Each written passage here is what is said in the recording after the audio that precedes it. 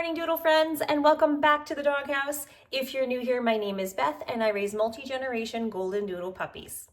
Before I start this week's video, I want to give a shout out to Mary in Wisconsin. She bought Rolo from our last litter, and she sent me this adorable mug to help me think of them every time I encourage my caffeine addiction. So thank you so much to Mary in Wisconsin for the mug. I super appreciate you guys. In this week's video, we are going to talk about breeding our golden doodles and how we specifically mate them. We use something called artificial insemination, and just like with humans, it's just like what it sounds. And there are several different types of artificial insemination, so we're going to talk about which one we use. And we're also going to talk about how we find the perfect stud for our program, as well as when is the best time to mate our dogs and how we go through that process. So let's go ahead and dive into today's video. Okay, so here we are. So let's have a quick chat about our mating guidelines. Number one, you want to make sure that you find a good stud dog for your breeding program. Now, we found a great stud with Boots, and I'll put a picture of Boots here. We love Boots, and how we found him was I went online and I did a deep dive search. I had certain criteria that I was looking for. So here it was. Number one, location. I didn't want to travel super far because I wanted to incorporate this stud into our program and use him several times if it proved to be a good match. So I looked for location. So Boots lives here within 10 minutes of my house, actually. So it was very, very close. That was not the number one consideration, but that was a consideration. Number one consideration is probably health of the stud. You want to make sure that they have been health checked. You want to make sure that they have had their DNA tested so that you can look that over, the results of their DNA. Make sure that they have all of the positive attributes that you want in your stud dog. You want to make sure that they have their furnishings, that they have, you want to take a look at the stud dog, see if they have a blocky head, anything that will help further the attributes of this breed. Now, this is a hybrid breed, Golden Doodles, and so what I look for in mine, I like a nice blocky head. I like that teddy bear shape. I want to know that they've got their furnishings, and I like to take a look at their color patterns and all of that as well. So just to see what kind of traits they have to pass on to their future puppies.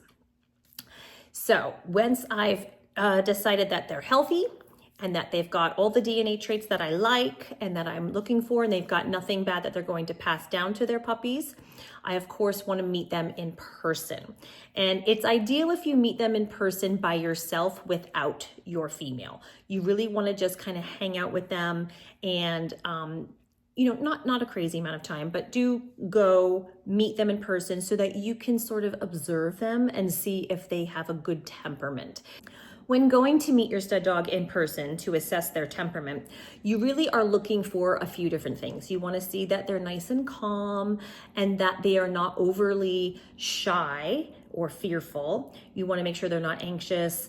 You want to also make sure they're not overly aggressive or maybe unpredictable in any kind of way. You really want to make sure that they are what you would want in your puppy. So you want to have a very well-rounded animal who is eager to greet you, but not overly aggressive, like I said, who is calm and who has some predictable behavior.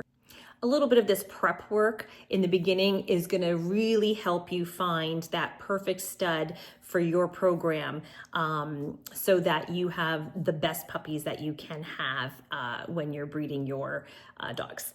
So we talked about health, DNA, looks, of course, and temperament. Temperament is very high up there. I found this wonderful stud, like I mentioned, Boots, and we use him. He also has a brother, so if ever Boots was not available at the time for some reason, I could also use his brother. Once you have found your stud, when do you mate your female? There are a couple of different methods that you can use to find out the best time to mate your female. Number one would be progesterone testing. You can have this done with your vet. There are also some people out there who do progesterone testing. The breeder that we use, she doesn't do it, but she has someone that she knows that can come and do it. We have actually never done progesterone testing as of yet. We use a different method, and that is counting the days of their heat cycle. And so once our females go into heat, we count that as day 1, and I count out 13 days, and that is typically a good day for our dogs. It may not align with yours, but for the 13th day is typically a great day for them to mate. At this point, they are ovulating, and they are in their most fertile time of their heat cycle. So we mate on day 13 and then again on day 15. If you're using a stud dog, you can mate a second time. That way you can sort of ensure that you've gotten their most fertile time of the month in case it's a little wishy-washy on either end. So you want to make sure that you can do it twice. And typically you wait a day in between and then do it again. So that's what we do. We do day 13 and we do day 15. So for us, we are currently breeding both Ivy and Lulu.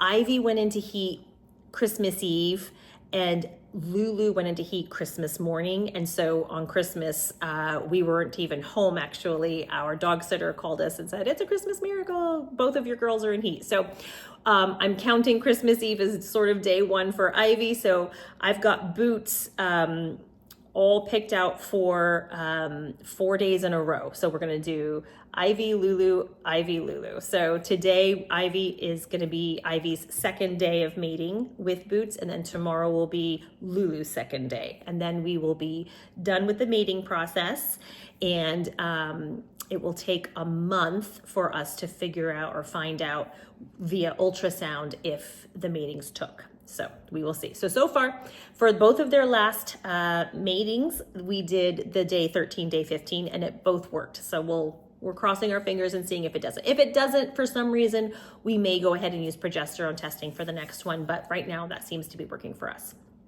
Now, how do we mate the dogs? There is, of course, traditional mating where they just get together and do what nature does. But we actually use something called artificial insemination. And that is number 1, because the dogs are very different size. Our dogs are about 50 to 55 pounds, my girls, and Boots is only 19 pounds. And so he's a mini, and my girls are on the sort of large, medium, small, large on the scale. If you look up on Google for the size where it kind of cuts off, medium sort of cuts off at around 50 pounds-ish, and large sort of begins at between 50, 55 pounds-ish. So I'm right on the cusp there. And so because of their literal size difference, mating is not really, they don't match up height-wise. So we use artificial insemination. There are many different reasons why you can do artificial insemination. Perhaps you don't live close by, or you want a particular stud's sperm and it's not available right away, or you can't quite make the appointment or something. So it's nice to have, if you plan ahead, to have that option. So we do it more logistically. It's easier. And so what we do, here's how you do artificial insemination. There's 3 different types. Ours is the least invasive.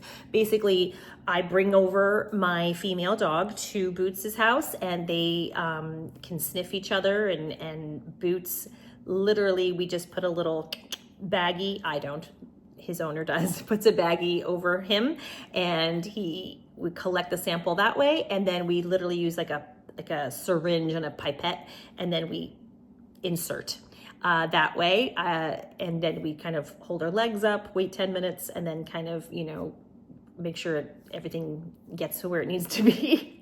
Trying to say all of this while being very tactful. And that's it. And that's the whole session. It doesn't take long. I'm in and out of there in about 20 minutes. It's a nice, easy way for a nice, clean and easy way to have a successful meeting. So we do that. And so it's a very quick appointment. And my breeder that I use, she does, like I said, 2 visits. every other day. And then she offers 1 month later, she also has an ultrasound machine and can tell me if they are pregnant. She can't tell me at that time how many puppies there are, but she can see if there's multiple in a scan. It's not a super high tech scan, but you can see the puppies and even see their little heartbeats going. So it's a whole process, and it's been a really good learning experience on my end for that part of the business. Like I said, we are in day 2 today for Ivy and day 2 for Lulu tomorrow.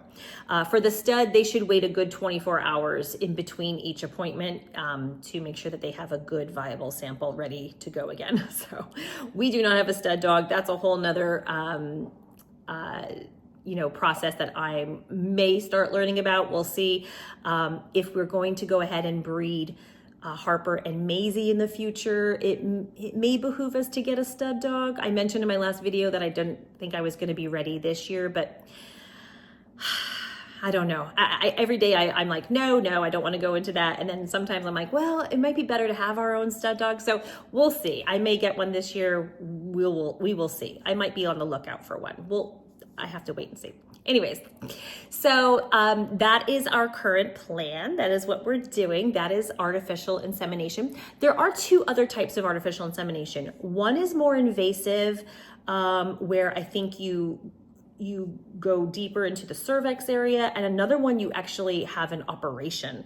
That seems far too invasive for me, but you can go, and then the vet would have to do that, of course. All of this to say, there are also vets who will help you with the artificial insemination process as well. You can just go collect the sample, and if your donor doesn't actually do the AI, you can go to your vet and have it done there. And it's probably much safer, just depending on if you don't know your breeder very well. The other thing I don't think I mentioned, but you want to make sure that your stud is proven. Have they had litters in the past? That is important too. If you're willing to take a chance, you can help out a new breeder with their stud, with a new stud, and see if you can help them get proven. But if you are really needing to have your litter and you're set on having your litter and you want to do everything you can possible to have a successful mating, you're going to want to see if they are proven and that they have had litters in the past.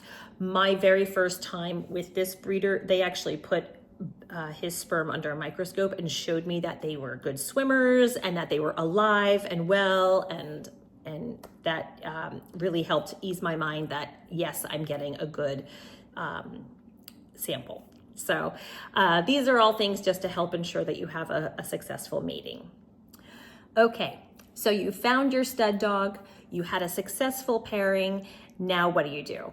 Well, while you're waiting to confirm, it takes 4 weeks about to confirm whether or not your female is pregnant, you want to do a few things. Number 1 is, and I grabbed them already, you want to get them on a prenatal vitamin, because if it took, you want to make sure that they are in the best health possible. So a nice prenatal vitamin, we like this, it's called Oxymate by Breeder's Edge. It's a prenatal vitamin. This bottle cost about, I want to say $60, maybe $65. It is there are 60 of them in there, so it is a 2-month supply. So this one bottle should get you through most of the entire pregnancy. A dog's gestation is 9 weeks, and so it's about 2 months-ish. So this should be pretty good to get you through one. I'm gonna have to order another bottle because in case they both end up pregnant, I'm gonna need more of these. And we just give them 1 a day with their food. So in addition to getting them on a multivitamin, you want to make sure they have plenty of water, and you also want to make sure that you start incorporating a little at a time some puppy food into their regular food. Why do we add puppy food? Puppy food has a lot more nutrients and is dense with calories. Puppy food is different from adult food. It has a lot of calories to help those puppies grow. In addition, it's going to help give mama the extra calories and energy that she needs to help grow the puppies inside of her. So you want to start giving them. Now, you don't want to give them all puppy food. Just start with, a small scoop on top, and then every other day add more and more gradually until they're pretty much all on puppy food. And that way you can kind of make sure that they've got lots of calories and lots of energy so that they can have the best nutrition possible and energy possible to grow their litter. In addition to giving them some prenatal vitamins and some puppy food, also, if they're not pregnant, these things will not hurt them. It's okay to give them this anyways. It's just food and vitamins. It's not going to harm them at all, but you want to make sure that you've got it on board. That way, if they are pregnant, they've got a really good start, because you don't know until halfway through their pregnancy if they're pregnant. And so it's important to just go ahead and start them. I actually even started because I knew that I was going to be breeding them. I started the prenatals a few days before we started breeding them, just to help get their bodies ready.